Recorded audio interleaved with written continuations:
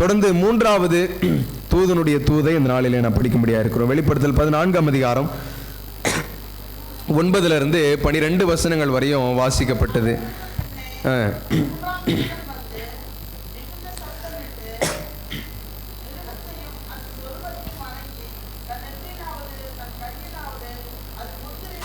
சரி, போதும். இந்த மூன்றாவது தூத இந்த 3 வசனங்கள்ல முதல்ல நம்ம படிக்கிறோம். 9 11 வசனங்கள். இந்த 9 முதல் 11 வசனங்கள் மூன்றாவது தூது என்ன அப்படின்றத நமக்கு போதிக்குது. பொதுவாக நம்ம இதெல்லாம் மனப்பாடமாய் வைத்திருக்க வேண்டிய மிக முக்கியமான வேத பகுதி. இதெல்லாம் மிக முக்கியமாய் அட்வென்ட் பிள்ளைகளாக இருக்கிற நீங்களும் நானும் ரொம்ப நம்முடைய மனதில் ஆழமாய் பதித்து வைத்திருக்க வேண்டிய வசனங்கள் இந்த மூன்றாம் தூது. 3 தூதுமே நம்ம மனதில் பதித்து வைத்திருக்க வேண்டிய மிக முக்கியமானது.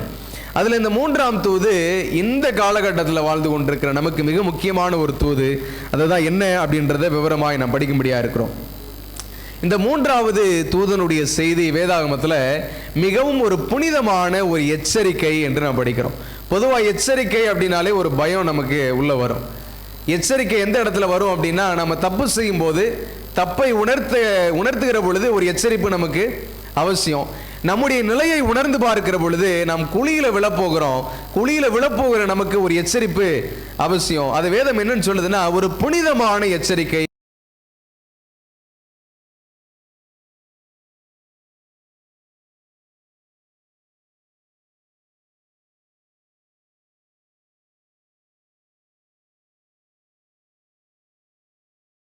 எச்சரிக்கையாய் அல்ல, அவருடைய கிருபையின் ஒரு இரக்கமான ஒரு செய்தியாய் நம்முடைய கருத்தில் கொடுக்கிறார்.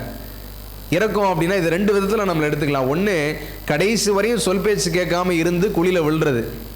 இன்னொன்று, குழி இருக்குதுன்றத கேள்விப்பட்ட உடனே வேறு வழியை பார்த்து மாற்றி போகிறது.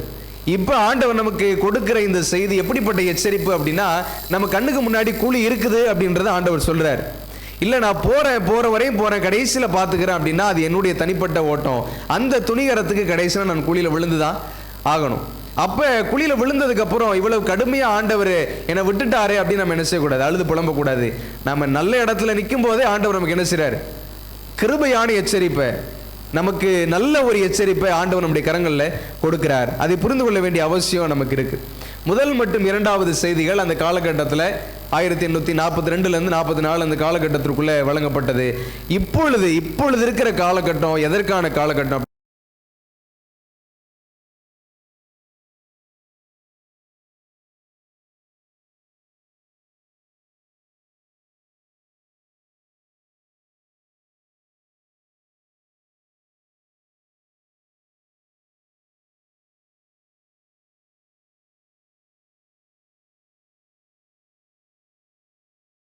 பல்வேறு மார்க்கத்தார் மத்தியில பேசப்படுகிறதை நாம பார்க்க முடியும். ஆனா எங்கும் பேசப்படாத, எங்கும் போதிக்கப்படாத ஒரு தூது வேதத்தில் இருக்குது அப்படின்னா அது முத்தூது.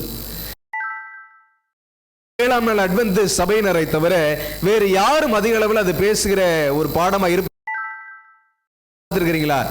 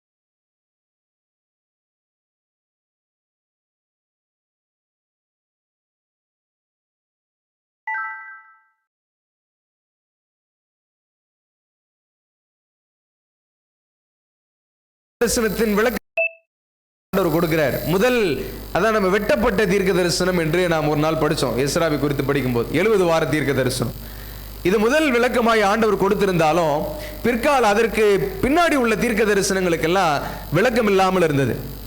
அது முத்திரை போடப்பட்டதாக இருந்தது. வேதமும் நமக்கு அதைத்தான் சொல்லுகிறது, அது முத்திரை போடப்பட வேண்டியது.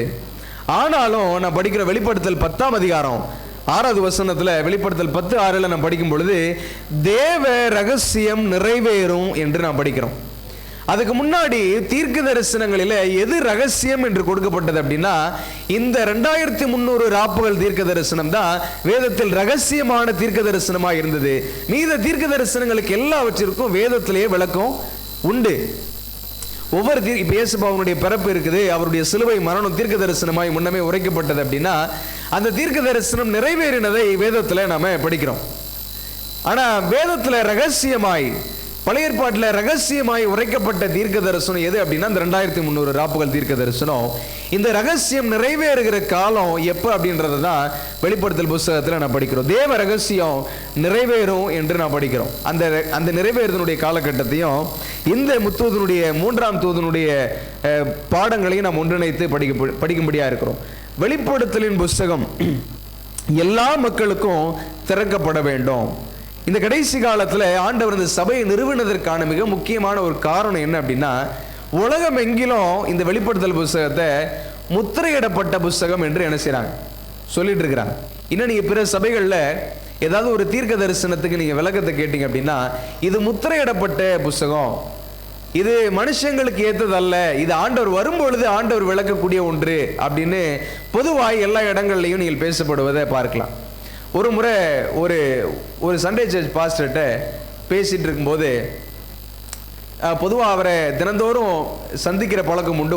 ஒரு நாளில் அவருக்கு என்னைக்கு நான் வந்து ஒரு 7th அட்வென்டிஸ்ட்னு தெரிஞ்சதோ அன்னையிலேருந்து அவர் என்கிட்ட பேச மாட்டார்.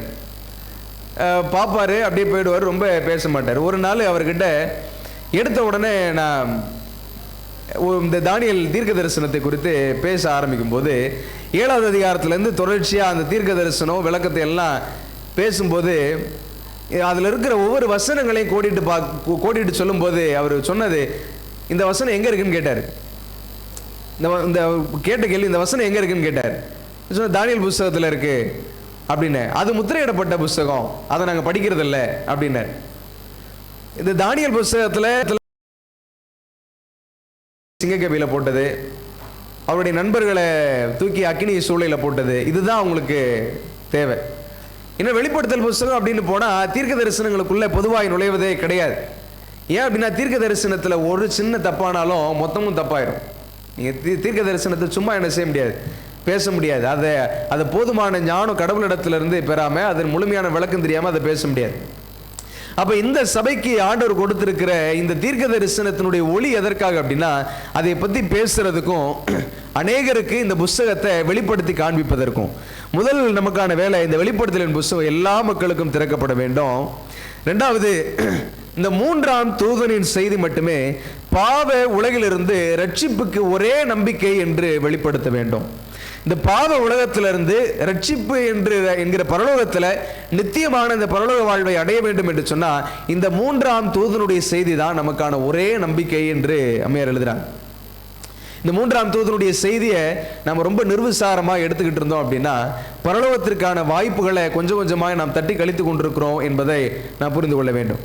இன்னொரு மிக முக்கியமான கடைசி கால செய்தி இருக்கு. எப்படி இந்த 3ஆம் தூதனுடைய செய்தியை நான் படிக்கிறோமோ அதுபோல வேதத்தில் கடைசி கால சபைக்கென்று இன்னொரு தூது இருக்குது. அதுதான் லவோதிக்கியா சபைக்கு ஆண்டவர் எழுதுகிற கடிதம். லவோதிக்கியா சபைக்கு வெளிப்படுத்தல் 3ஆம் அதிகாரத்தில் 17-18 வசனத்தில் படிக்கிறோம்.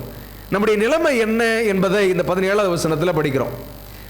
என்ன வாசிக்கிறோம்? நீ நிர்பாக்கியம் உள்ளவனும் பரிதபிக்கப்படத்தக்கவனும் தரித்திரனும் குருடனும் நிர்வாணியமாய் இருக்கிறதை அறியாமல் நான் ஐஸ்வர்யவான் என்றும் திரவிய சம்பன் என்றும் எனக்கு ஒரு குறைவும் இல்லை என்றும் சொல்லுகிறபடியால். நம்முடைய நிலையை குறித்து வேத வசனம் சொல்லுது. லவோதிக்கியா சபைக்கு ஆண்டவர் கொடுக்கிற எச்சரிக்கை, நான் இருக்கிறது ரொம்ப கவலைக்கிடமா, ரொம்ப கொடூரமா, ரொம்ப பாவமான நிலைமையில் இருக்கிறேன். ஆனால் என்னை நான் எப்படி வெளிப்படுத்தி காண்பித்துக் கொள்கிறேன் அப்படின்னா, நான் நல்ல ஐஸ்வர்யவான், எனக்கு போதுமான ஆசைகள் இருக்கிறது, நான் திரவிய சம்பத்தன், எனக்கு எல்லா நன்மையாக இருக்கிறது என்கிற விதத்தில் நம்மை நாம் வெளிப்படுத்தி காண்பித்து கொண்டிருக்கிறோம்.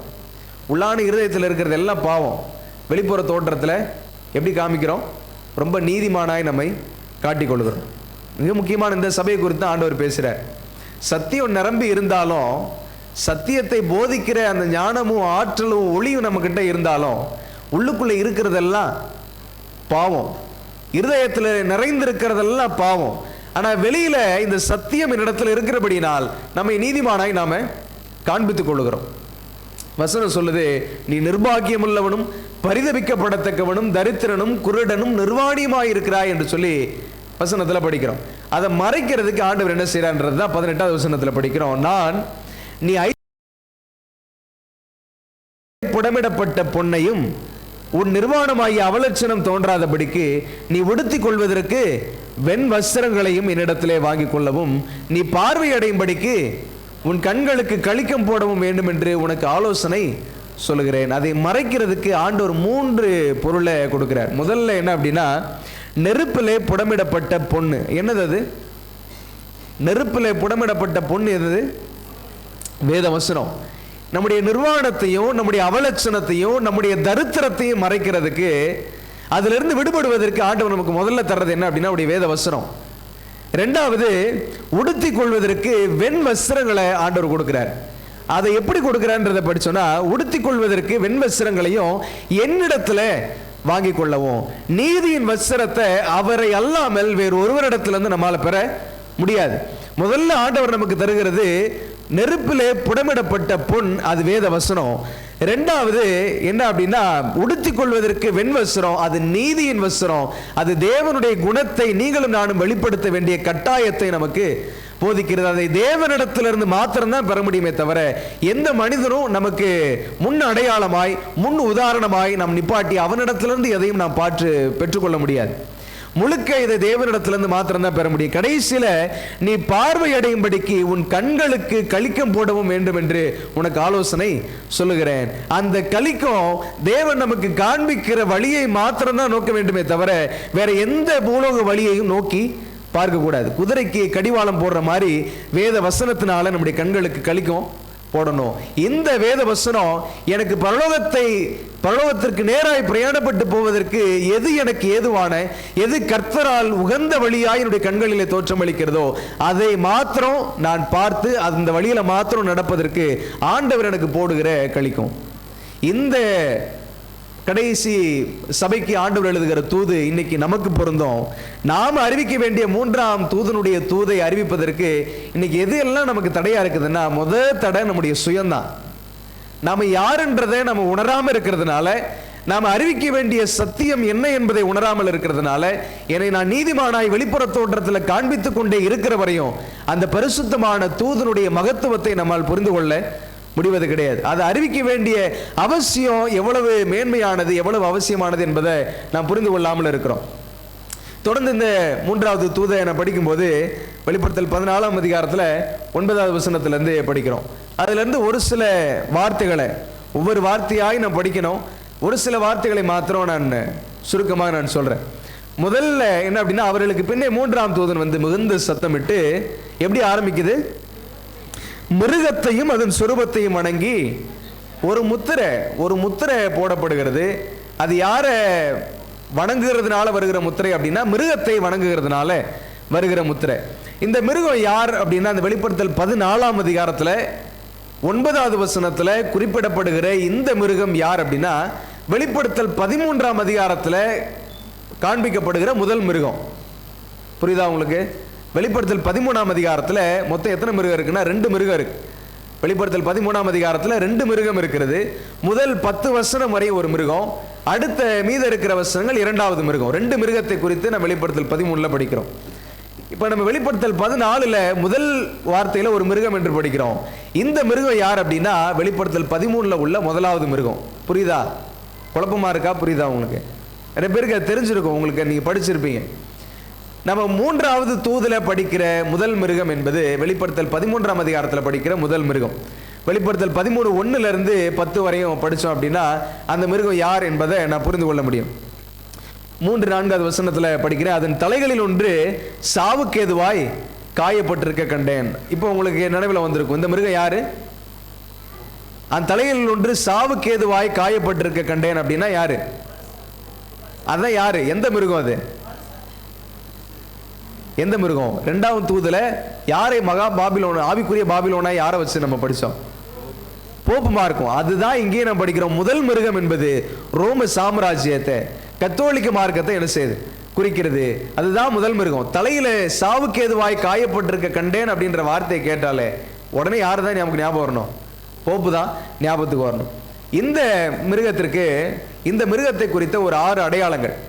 எதின் அடிப்படையில் இந்த மிருகம் போப்பு மார்க்கம் என்று நாம் சொல்லுகிறோம் அப்படின்றத கடந்த வாரத்தில் வெளிப்படுத்தல் 17ஆம் அதிகாரத்தில் 4 முதல் 6வது வசனங்களை மையப்படுத்தி வச்சு போப்பு மார்க்கமும் அந்த வசனங்களும் எப்படி ஒப்பிடுகிறது என்பதை நான் படித்தோம். இந்த முறை அதே இப்போ இந்த வெளிப்படுத்தல் 13ஆம் அதிகாரத்தில் 1லிருந்து 10வது வசனம் வரை வாசிக்கிற அந்த மிருகம் எப்படி போப்பு மார்க்கத்தோட ஒன்றிணைக்கப்படுகிறது, ஒப்பிடப்படுகிறது என்பதை நம்ம ஒவ்வொரு பாயிண்டாக படிக்க போகிறோம். இதெல்லாம் ஹிஸ்ட்ரியிலிருந்து எடுக்கப்பட்ட ஒரு சில பாயிண்ட்டு. இது வேதத்தில் இருந்தால ஈஜிவைட் ரைட்டிங்ஸ் கிடையாது, இது அம்மையாருடைய எழுத்துக்கள் கிடையாது. வரலாற்று ரீதியில் ஏற்படுத்தப்பட்ட ஒவ்வொரு பதிப்பகங்கள்ல இருந்து எடுக்கப்பட்ட பகுதிகள். ஒரு 6 அடையாளங்களை குறித்து நான் படிக்க போகிறோம். முதல் அடையாளம் என்ன அப்படின்னா, அந்த வெளிப்படுத்தல் 13ஆம் அதிகாரத்தை எடுத்துக்கோங்க. வெளிப்படுத்தல் 13ஆம் அதிகாரம் முதல் வசனத்தில் படிக்கிறோம். பின்பு நான் கடற்கரை மணலின் மேல் நின்றேன், அப்பொழுது சமுத்திரத்திலிருந்து ஒரு மிருகம் எழும்பி வர கண்டேன். சமுத்திரத்திலிருந்து ஒரு மிருகம் எழும்பி வர கண்டேன். தீர்க்க தரிசனத்தின் அடிப்படையில் சமுத்திரம் என்றால் என்ன? ஜனக்கூட்டம், அப்படிதானே? சமுத்திரம் அப்படின்னா ஜனக்கூட்டம். ஜனக்கூட்டத்திற்கு மத்தியிலிருந்து ஒருத்தர் எழும்பி வர கண்டேன் அப்படின்னா, அதுவரையும் சராசரி மனுஷனா இருந்த ஒருத்தன் இப்ப திடீர்னு ஒரு பெரிய வல்லமை அவனுக்கு என்ன செய்யுது? கிடைக்குது. அதுவரையும் சராசரியான ஒரு மனுஷன் இப்போ ஒரு பெரிய வல்லமை. ஜனக்கூட்டத்திலிருந்து, சமுத்திரத்திலிருந்து எழும்பி வர கண்டேன். அதுவரையும் சமுத்திரத்தில் ஜனக்கூட்டத்திற்கு மத்தியில் ஒருவனாக இருந்தவன் இப்பொழுது எழும்பி வருகிறான். இது the rise of the medieval church அப்படின்ற புத்தகத்தில் படிக்கிறோம். கீழே தமிழ் உள்ளதை வாசிக்கிறேன். ரோம பிஷப் இப்போது மேற்குலகின் மிகப்பெரிய மனிதராக இருக்கிறார். அதுவரையும் சாதாரண மனுஷனா இருந்த போப்பு இப்ப மிகப்பெரிய ஒரு மனுஷராய் மாறுகிறார். விரைவில் அரசியல் மற்றும் ஆன்மீக தலைவராக மாற வேண்டிய கட்டாயம் ஏற்படும். இது அவங்களுடைய ஆரம்ப காலகட்டம். அவங்க தங்களுடைய வல்லமையை, தங்களுடைய அரசாங்க மத வல்லமையை ஜனங்கள் மத்தியில் கொண்டு வந்து திணிப்பதற்கு முன்னாடி அவருடைய ஆரம்ப காலகட்டத்தை குறித்து நாம் படிக்கிறோம். அவங்களுடைய வளர்ச்சி சாதாரண எளிமையான நிலைமையிலிருந்து திடீரென்று ஒரு பெரிய உயரத்திற்கு அவங்க போறாங்க. பெரிய மனிதராய் அந்த மேற்குலகில், அந்த வெஸ்டர்ன் கண்ட்ரீஸ்ல ஒரு பெரிய மனிதனாய் அவர் என்ன செய்றார்? மாறுகிறார் என்பதை நாம் படிக்கிறோம். இரண்டாவது அடையாளம் தொடர்ந்து வாசிக்கும் போது, அதற்கு 7 தலைகளும், 13ஆம் அதிகாரம் முதல் வசனத்தை நீங்க அப்படியே ஃபாலோ பண்ணிக்கோங்க. 7 தலைகளும் 10 கொம்புகளும் இருந்தன. இது எதை குறிக்குது? ஒரு பெரிய ஒரு பவர் என்ன செய்யுது? குறிக்கிறது. 7 தலைகளும் அதற்கு 10 கொம்புகளும் இருந்தன அப்படின்றத நான் படிக்கிறோம். இது அந்த 7 பெரிய நகரங்களையும் அந்த கொம்புகள், அந்த வல்லமைகள் எல்லாம் நம்ம ஒவ்வொன்றா நம்ம படிக்கிறோம். இப்போ இந்த வல்லமையை குறித்து நான் படிக்கும்போது, அதே rise of the medieval church என்ற புத்தகத்தில் நான் படிக்கிறோம். The Roman Christian church was a church of worldwide importance and power. ஒண்ணுமே இல்லாம இருந்த இடத்துல இருந்து இப்ப உலகளாவிய விதத்தில் ஒரு பெரிய முக்கியத்துவம் சபையாகவும் வல்லமை உள்ள ஒரு சபையாகவும் இந்த கத்தோலிக்க சபை மாறுகிறது. Out of the ruins of political Rome arose the great moral empire in the giant form of the Roman Church. ஒரு பெரிய ஒரு சீர்திருத்த இல்ல ஒரு பெரிய ஒரு உருவமாய் உருவெடுத்து கிறிஸ்தவ சமூகத்தின் மத்தியில தன்னை உயர்ந்த நிலையில நிப்பாட்டி கொண்டு உயர்ந்த ஸ்தானத்துல கத்தோலிக்கம் நின்று கொண்டிருக்கிறதே. ஒண்ணுமே இடத்துல இருந்து திடீர்னு சமுத்திரத்திலிருந்து ஒரு மிருகம் வருது. அந்த மிருகத்திற்கு 7 தலைகளும் 10 கொம்புகளும் இருக்குது. அது அந்த தேசத்தினுடைய அந்த 7 அரசாங்க பகுதிகளும் அதனுடைய வல்லமை பொருந்தின வார்த்தைகளையும் நாம இங்க படிக்கிறோம். மூணாவது, அப்படி வசனங்களில் ஃபாலோ பண்ணுங்க. அதன் தலைகளின் மேல் தூஷணமான நாமம் இருந்தன. 1வது வசனத்தினுடைய கடைசி பாகத்தில் படிக்கிறோம். அதன் தலைகளின் மேல் தூஷணமான நாமம் இருந்தன. என்ன நாமம் அப்படின்னா, இதுதான் ரொம்ப முக்கியமானது. Catechism of the council of Trent for parish priest. இது கத்தோலிக்கர்களுடைய பதிவேடுகளில், அவங்களுடைய எழுத்து புஸ்தகங்களில் இருந்து எடுக்கப்பட்ட ஒரு பதிவு. என்ன அப்படின்னா, சர்வ வல்லமையுள்ள கடவுளின் இடத்தை நாங்கள் இந்த பூமியில் வைத்திருக்கிறோம் அப்படின்னு கத்தோலிக்க மார்க்கம் சொல்லுது. என்ன சொல்றாங்க? சர்வ வல்லமையுள்ள கடவுளின் இடத்தை இந்த பூமியில யார் வச்சிருக்கிறது? போப்பாகிய நாங்கள் வைத்திருக்கிறோம் என்கிறத உலகத்திற்கு அறிவிப்பு செய்கிறாங்க. இது எப்படிப்பட்ட மகா பெரிய கொடுமையான ஒரு தூஷணம் என்பதை நான் புரிஞ்சுக்கணும். வசனத்தில் படிக்கிறோம், அதன் தலைகளின் மேல் தூஷணமான என்ன இருந்துச்சு? நாமம் இருந்தன. அந்த தூஷணமான நாமம் என்னன்றதான் படிக்கிறோம். நாங்க தான் கடவுள் அப்படின்னு என்ன செய்தாங்க சொல்ல ஆரம்பிக்கிறாங்க. நாங்க தான் கடவுள், இந்த பூமியில தேவனோடு இணைக்கப்படும்படியாய் ஒரு பாலமாய் நாங்கள் தான் இருக்கிறோம் என்று சொல்லி தங்களை ஆண்டவருடைய ஸ்தானத்தில் நிலை நிப்பாட்டுறாங்க. இது அவங்களுடைய புத்தகத்தில் எடுத்தது. அடுத்த பாயிண்ட், அடுத்த வசனத்தில் படிக்கிறோம், வலு சர்ப்பமானது தன் பலத்தையும் தன் சிங்காசனத்தையும் மிகுந்த அதிகாரத்தையும் அதற்கு கொடுத்தது. வலு சர்ப்பம் யாரு? தூங்குறீங்களா? முடிச்சிருக்கீங்களா? வலு சர்ப்பம் யாரு? லூசிபர். இப்ப இந்த லூசிபர் என்ன செய்யறான்? தன் பலத்தையும் தன் சிங்காசனத்தையும் மிகுந்த அதிகாரத்தையும் யாரு கொடுக்கிறது? இப்போ போப்புக்கு கொடுக்கிறான். அதையும் நம்ம படிக்கிறோம். arose a great moral empire in the giant form of the Roman church. அந்த ரோம சபை எப்படி லூசிபரால பரலோகத்தில் தேவ தூதர்கள் வஞ்சிக்கப்பட்டார்கள், அது போல உலக கிறிஸ்தவர்கள் இந்த கத்தோலிக்க சபையினால வஞ்சிக்கப்பட்டு திரள் கூட்டம் என்ன செஞ்சது அப்படின்னா கத்தோலிக்க மார்க்கத்தை தேடி ஓட ஆரம்பிச்சது. ஐந்தாவது பாயிண்ட், சாவுக்கு ஏதுவான அந்த காயம் சொஸ்தமாக்கப்பட்டது. சொன்ன நம்ம எளிமையா புரிஞ்சிக்க வேண்டிய ஒரு வரலாற்று ஆவணம் என்ன அப்படின்னா சாவுக்கு ஏதுவான அந்த காயம். இந்த சாவுக்கு ஏதுவான காயம்னா என்ன அப்படின்னா, இந்த ரோம கத்தோலிக்க சபை அரசாண்ட காலகட்டம் எது அப்படின்னா 538 இருந்து 1798 வரையும். கிபி 538 இருந்து 1798 வரையும் அந்த ரோம சபையினால் அரசாளப்பட்ட காலகட்டம். இந்த முடிவு எப்படி இருந்துச்சு அப்படின்னா,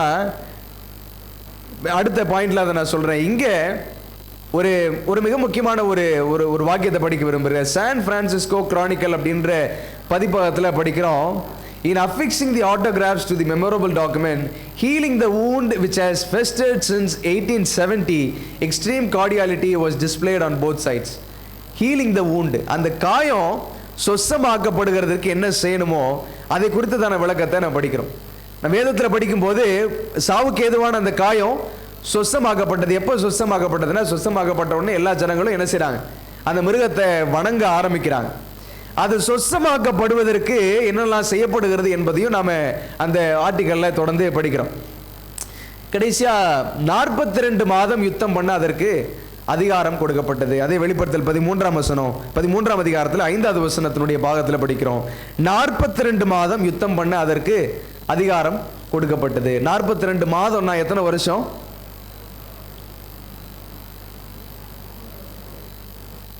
எத்தனை வருஷம்? 42 மாதம்னா ஒரு நாளுக்கு ஒரு நாள் அப்படின்றது ஒரு வருஷம். 42 மாதம் அப்படின்றது கணக்கு போட்டு பாருங்க. 538 இருந்து when Justinian the Roman emperor decreed the Pope as a head of all Christendom and the true and effective corrector of heretics. 538 போப்புக்கு ஒரு மிக முக்கியமான ஒரு அங்கீகாரம் ஒன்று கிடைக்குது. அது என்ன அங்கீகாரம் அப்படின்னா, கிறிஸ்தவத்திற்கெல்லாம் தலைமையானவன் என்கிற ஒரு அங்கீகாரம் ஒன்று கிடைக்குது. கிறிஸ்தவத்திற்கெல்லாம் தலைமையானவன் என்கிற அங்கீகாரமும் அதோடு கூட சேர்ந்து எஃபெக்டிவ் கரெக்டர் ஆஃப் ஹெரிட்டிக்ஸ். அவன் நினைச்சா எதை வேணாலும் என்ன செய்யலாம், மாற்றி எழுதலாம். பைபிள்லையும் சரி எதிலிருந்தும் சரி கத்தோலிக்க மார்க்கத்திற்கு இந்த கிறிஸ்தவ வரலாற்றை மாற்றி எழுதக்கூடிய அதிகாரம் கொடுக்கப்பட்டதை நான் படிக்கிறோம். அவனுடைய ஆட்சி காலம் 1260 வருஷம் ஆட்சி காலம் செய்து 1798 அது என்ன செய்யுது, முடியுது. அது எப்படி முடியுது அப்படின்னா, நெப்போலியன் ஜெனரல் பெர்த்தியர் என்ன செய்யறாருன்னா போப்பை சிறைப்பிடிச்சு என்ன செய்யறார், ஜெயிலில் போடுறார். அந்த காலகட்டம் தான், இதுக்கு பேர் தான் என்ன அப்படின்னா சாவுக்கேதுவான காயம். அவனுடைய பவர் எல்லாம் அங்கே என்ன செய்யுது, முடியுது. இதுவரையும் அவனுடைய பவர்னால என்னெல்லாம் கொடுமைகள் செஞ்சானோ, போன வாரத்தில் நான் படிக்கும்போது படித்தோம், எப்படி பரிசுத்தவான்களையும் கிறிஸ்தவர்களையும் அவன் துன்பப்படுத்தினான், துயரப்படுத்தினான் என்பதெல்லாம் நம்ம பார்த்தோம். அவ்வளவு கொடுமையான ஆட்சி செய்த அவனுடைய கொடுங்கோல் ஆட்சி அந்த 1798 என்ன செய்யுது, முடியுது. அதுதான் அவனுக்கு ஏற்பட்ட சாவுக்கேதுவான காயம்.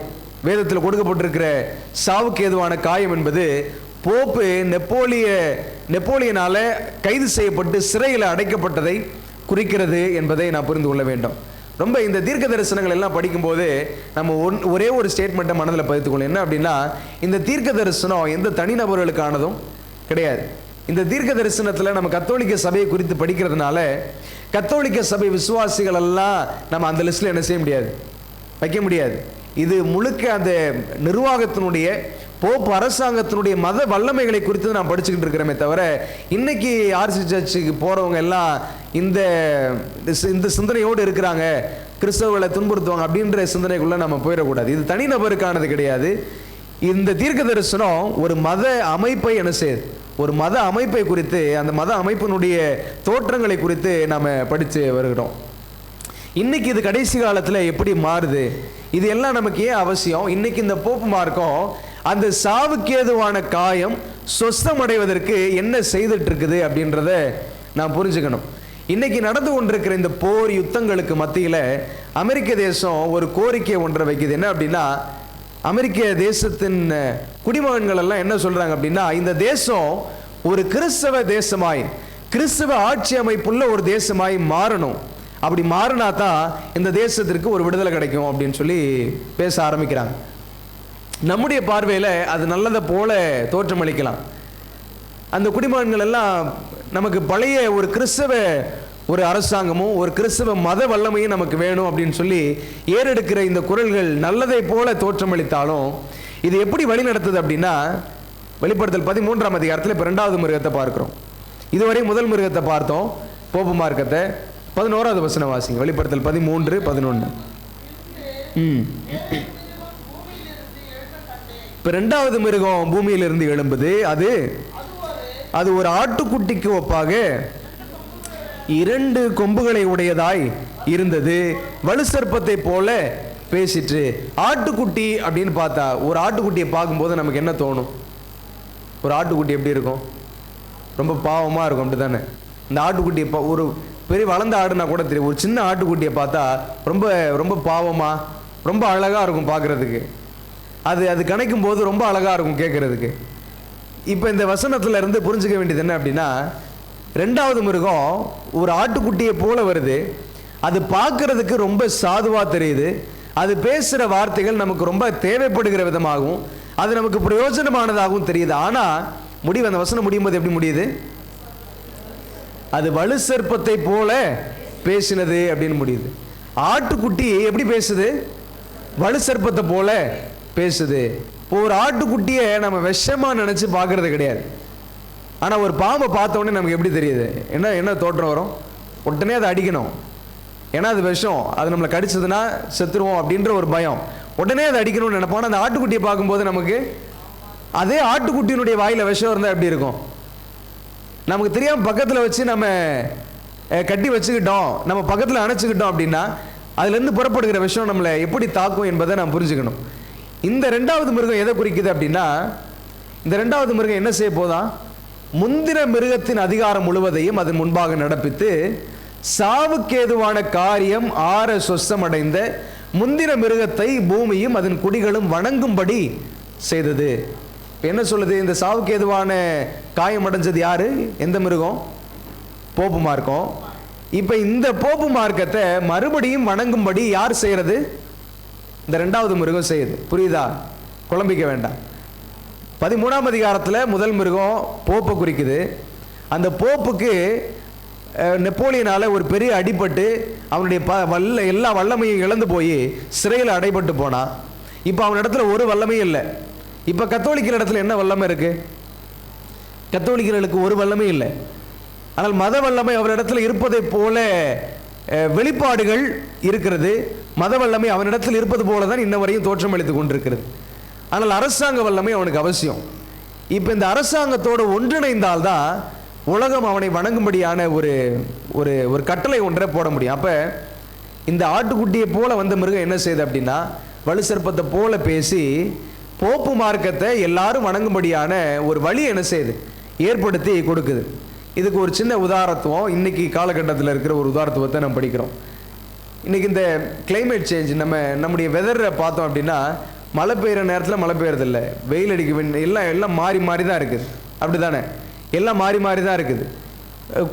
குளிர்காலத்தில் மழை பெய்யும், வெயில் காலத்தில் மழை பெய்யும், நல்ல பருவ காலகட்டங்களில் திடீர்னு வெயில் அடிக்கும். இந்த நிலைகள் எல்லாம் மாறுது. இந்த நிலை மாற்றங்களை குறித்ததான ஒரு பெரிய கிளர்ச்சி ஒன்று அமெரிக்க தேசத்தில் மற்றும் உலகமெங்கிலும் நிறைய இடங்களில் ஏற்பட்டது. இந்த மாற்றத்திற்கு நமக்கு ஒரு மறுபடியும் நம்ம பூமியை பழைய மாதிரி நம்ம கொண்டு வரணும், பழைய நிலைமைக்கு கொண்டு வரணும் அப்படின்ற ஒரு நடக்கைகள் எல்லாம் நிறைய ஏறெடுக்கப்பட்டது. அதில் போப் என்ன செய்கிறார் அப்படின்னா, அமெரிக்க தேசத்துக்கு ஒரு கடிதத்தை எழுதுகிறார். ஒரு பெரிய ஒரு ஃபார்மேட்டில் ஒரு கடிதம் எழுதுகிறார். இன்னைக்கு உலக வல்லமை யாரு? உலக வல்லமை யாரு? அமெரிக்கா. இன்னைக்கு உலகத்திற்கென்று ஒரு சட்டம் வரணும், அது யார் மூலமாக தான் வரணும்? அமெரிக்கா மூலமாக தான் என்ன செய்யணும்? வரணும். புரியுதா உங்களுக்கு? உலகத்துக்குன்னு ஒரு சட்டம் வரணும்னா அது யார் மூலமாக தான் வரணும்? அமெரிக்கா மூலமாக தான் வரணும். அப்போ இந்த போப் என்ன செய்கிறான்னா, ஒரு கடிதம் ஒன்று அமெரிக்க தேசத்துக்கு எழுதுகிறாங்க.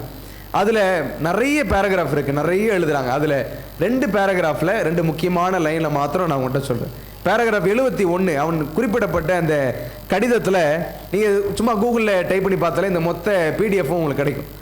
பேராகிராஃப் 71 நான் படிக்கும்போது, he draws on biblical Sabbath law, அதாவது நம்ம வேதத்தில் படிக்கிற பரிசுத்தமான ஓய்வு நாளை அவன் சுட்டி காட்டி அதிலிருந்து நிறைய வேத வசனங்கள், இதெல்லாம் நம்ம பழைய ஏற்பாட்டில் படிக்கிற ஓய்வு நாளை குறித்த வசனங்கள், ஆதியாகமம் 2ஆம் அதிகாரம், யாத்ராகமம் 16 20ஆம் அதிகாரம், அப்புறம் லேவியராகமம் 25, இந்த வசனங்கள் எல்லாம் அவன் குறிப்பிட்டு எப்படி யூதர்கள் பழைய ஏற்பாட்டு காலகட்டத்தில் சனிக்கிழமை ஓய்ந்திருந்தார்களோ அதுபோல 237வது பேராகிராஃபில் எழுதுறாரு, சண்டே லைக் த ஜூவிஷ் சாபத், அவங்க சனிக்கிழமை ஓய்ந்திருந்தது போல நாம் எல்லாரும் ஞாயிற்றுக்கிழமை ஓய்ந்திருக்கணும் அப்படின்னு என்ன செய்றார்? ஒரு கடிதத்தை அமெரிக்க தேசத்துக்கு ஒரு கடிதத்தை எழுதுறார்.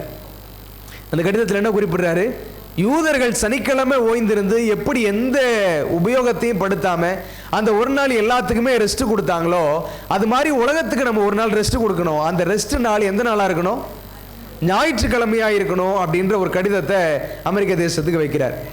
ஏன் இந்த ஞாயிற்றுக்கிழமை நம்ம எல்லாரும் ஓய்ந்திருக்கணும் அப்படின்னா, அந்த நேரத்தில் யாரும் வாகனத்தை பயன்படுத்தக்கூடாது, எந்த ஒரு பெரிய உபகரணங்களையும் எதுவுமே நம்ம பயன்படுத்தாம அந்த ஒரு நாளை முழுவதுமா நம்ம ரெஸ்ட் எடுத்து ஓய்வெடுத்து கடவுளுக்குன்னு செலவழித்து அந்த நாள் முழுவதும் நம்ம ஃப்ரீயா இருக்கணும் அப்படின்னு சொல்றார். இதன் மூலமா என்ன நடக்க போகுதுன்னா, நம்ம இழந்த அந்த பருவகால நிலைமையை மறுபடியும் நம்ம பெற்றுக்கொண்டு இந்த பூமி சீரோட்டமா ஏற்கனவே இருந்தது மாதிரி இருக்கும் அப்படின்னு சொல்லி அவங்க எழுதுறாங்க. ஆனா இந்த முறைமைகள் எல்லாம் எங்க வழி நடத்துது அப்படின்னா, ஒரு பெரிய ஞாயிறு ஆசரிப்பு சட்டத்துக்குள்ள நம்மளை கொஞ்சம் கொஞ்சமா வழிநடத்தி கொண்டிருக்கிறது. என்னைக்கு இந்த மத வல்லமை அரசாங்க வல்லமையான அமெரிக்க தேசத்தினோடு கைகோர்க்கிறதோ அன்னைக்கு இதே அமெரிக்கா என்ன செய்யணும்? இந்த போப்பை வணங்கும்படியான கட்டளையை உலகமெங்கிலும் என்ன செய்யும்? பிரகடனப்படுத்தி கொண்டு வரும். நிறைய வேத உதாரணங்கள் இருக்கு, சரித்திர உதாரணங்கள் நிறைய இருக்கு. இதை சொல்லிட்டே இருக்குன்னா நான் நிறைய எடுத்து வந்தால் நமக்கு போதுமான நேரம் இல்லை. இப்படி சரித்திர உதாரணங்கள் என்று சொல்லி படிக்கும்போது நிறைய உதாரணங்கள் இருக்கு. கத்தோலிக்க புஸ்தகங்களில் அப்ரிச்மெண்ட் ஆஃப் கிறிஸ்டியன் டாக்டரின்ற புஸ்தகத்தில் படிக்கும்போது படிக்கிறோம், how do you prove that the church has power to command feast on holy days? கத்தோலிக்க மார்க்கத்திட்ட கேட்குறாங்க, இந்த சபைக்கு பண்டிகை நாட்களையும் ஓய்வு நாளையும் மாற்றுறதுக்கு யார் அதிகாரம் கொடுத்தது அப்படின்னு கேட்குறாங்க. அது கத்தோலிக்க மார்க்கம் சொல்லுகிறது, இந்த அதிகாரத்தை நாங்கள் பெற்றுக்கொண்டோம் by the very act of changing Sabbath into Sunday. இந்த ஓய்வு நாளை சனிக்கிழமையில இருந்து ஞாயிற்றுக்கிழமை மாத்திர இந்த செயல்னால இந்த சபைக்கு வல்லமை இருக்கிறது என்று தங்களை தாங்களே சொல்லிக்கொள்ள ஆரம்பிச்சாங்க. வேறு என்ன விதமாகலாம் இதை நீங்க நிரூபிக்க விரும்புகிறீர்கள் அப்படின்னா, மறுபடியும் அவங்க என்ன சொல்றாங்கன்னா, இந்த மாற்றத்திற்கு எந்த வேத ஆதாரமும் கிடையாது. சனிக்கிழமையிலிருந்து ஞாயிற்றுக்கிழமைக்கு ஓய்வு நாள் மாற்றப்பட்டதற்கு எந்த வேத அதிகாரமும் கிடையாது, எந்த வேத ஆதாரமும் கிடையாது. இது முழுக்க சபையினுடைய கட்டுப்பாடினால, சபையினுடைய அதிகார வல்லமையினால மாற்றப்பட்டது என்று சொல்லி அவர்களே தங்களை ஒப்புக்கொள்றாங்க. கடைசியில் அவங்க சொல்ற ஒரே ஒரு வார்த்தை, Sunday is our mark of authority. ஞாயிறு தான் எங்களுடைய அதிகாரத்தின் முத்திரை அப்படின்னு சொல்றாங்க. அதே இந்த கேத்தலிக் ரெக்கார்டில் தான் படிக்கிறோம். ஞாயிறு எங்களுடைய அதிகாரத்தின் முத்திரை என்று அவங்க தெளிந்த குரலோட எல்லோரும் கேட்கும்படியாக அவருடைய புத்தகங்களில் பதிவு செய்து வைத்திருக்கிறாங்க. Sunday is our mark of authority. ஞாயிறு எங்களுடைய அதிகாரத்தின் வல்லமை, எங்களுடைய அதிகாரத்தின் முத்திரை. இந்த முத்திரையை எங்களை தவிர வேறு யார் பயன்படுத்தினாலும் அவர்களும் எங்களுடையவர்களானே தவிர அவர்கள் வேறு மார்க்கத்தார்கள் அல்ல. இப்போ புராட்டஸ்டன்டோ பிற சபைகளோ இவர்கள் எல்லாரும் தங்கள் விருப்பத்தை போல சபைகளை நடத்தி கொண்டிருந்தாலும் யாரெல்லாம் ஞாயிறு ஆசரிப்பை செய்கிறார்களோ அவர்கள் எல்லாம் கத்தோலிக்க மார்க்கத்தினுடைய கோட்பாடுகளுக்கு கீழ்ப்படுகிறவர்கள் என்பதைத்தான் அவர்களுடைய புத்தகங்கள்ல இருந்து தெளிவாய் நாம படிக்கிறோம். ஆனால் புரிந்து கொள்ள வேண்டிய மிக முக்கியமானது, but still no one has yet received the mark of the beast. இன்னும் யாருக்கும் இந்த மிருகத்தின் முத்திரை என்ன செய்யப்படலை, கொடுக்கப்படலை. இது அறிவிக்கப்பட்டு கொண்டிருக்கிறது. அவருடைய வருகை வரும்பொழுது அப்படி வருகைக்கு முன்பதாய் ஆயத்தப்பட வேண்டிய அழைப்பு நமக்கு கொடுக்கப்பட்டு நாம் அந்த அழைப்பிற்கு செவிசாய்க்காமலே நம்முடைய வாழ்க்கையை முடிக்கிற பொழுது அந்த முத்திரை நம்மீது நிச்சயமாய் பாயப்படும். அந்த முத்திரையினால நம்ம ஒரு பெரிய இழப்பை சந்திக்க நேரிடும் என்பதையும் நாம் படித்து புரிந்து கொள்ள வேண்டும். சரி, நிறையா இருக்குது. இதெல்லாம் நம்ம இன்னொரு நாளில் நம்ம பொறுமையாக அதை நம்ம படிப்போம். கடைசியாக அந்த வெளிப்படுத்தல் 14ஆம் அதிகாரம் 12வது வசனத்தை வாசி நாம் நிறைவு செய்வோம். வெளிப்படுத்தல் 14:12.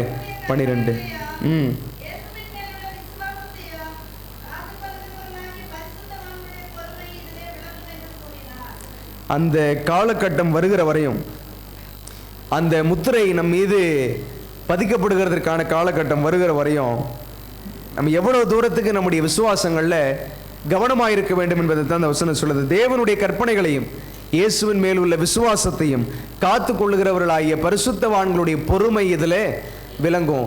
இவ்வளவு தீர்க்க தரிசனத்தை, இவ்வளவு விளக்கங்களை, இவ்வளவு வேத ஆதாரங்களை, இவ்வளவு சரித்திர ஆதாரங்களை, இவைகள் எல்லாவற்றையும் நாம் பார்க்கிற பொழுது நம்முடைய இருதயம் முடிவு பயத்திலையும் ஆண்டவருடைய வருகையின் ஆனந்த களிப்பிலும் நிறைந்திருந்தாலும் இது எப்பொழுது நடக்கும், எவ்வளவு காலம் எடுக்கும் என்று தெரியாது. ஆனாலும் அந்த நாள் வருகிற வரையும் நம்முடைய விசுவாசத்தை காத்துக்கொண்டு பயபக்தியாய் அவருடைய கற்பனைகளை செவிசாய்த்து அவருடைய கற்பனைக்கு உட்பட்டவர்களாய் நடந்து முடிக்கிற பொழுது அந்த முடிவு நமக்கு பிரயோஜனமாய், நமக்கு நன்மையானதாய், நம்மை பரலோகத்திற்கு அழைத்து செல்கிற விதமாய் இருக்கும் என்பதை நான் புரிந்து கொள்ள வேண்டும்.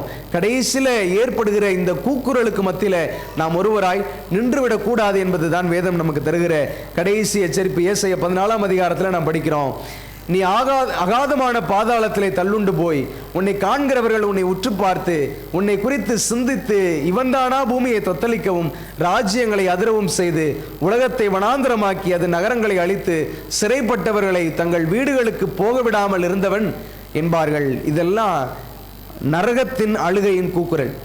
அவருடைய வருகையில், 2ஆம் வருகையில் ஆண்டவரோடு பரலோகத்துக்கு போக முடியல என்று உணர்ந்த ஜனங்கள் அழுது புலம்பின அந்த நிகழ்வை தான் தீர்க்க தரிசனமாய் நாம் படிக்கிறோம்.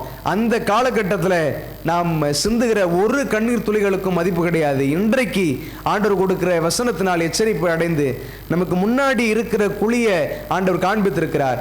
வேறு வழியையும் ஆண்டவர் நமக்கு காண்பித்திருக்கிற வழியில் நேர்த்தியாய் பயபக்தியாய் நடந்து நமக்குண்டான நியமிக்கப்பட்டிருக்கிற ஓட்டத்தில் பொறுமையோடு நாம் ஓடி நம்முடைய ஓட்டத்தை வெற்றி சிறந்து முடிப்போம். கர்த்தர் நம் ஒவ்வொருவரையும் ஆசீர்வதிப்பாராக.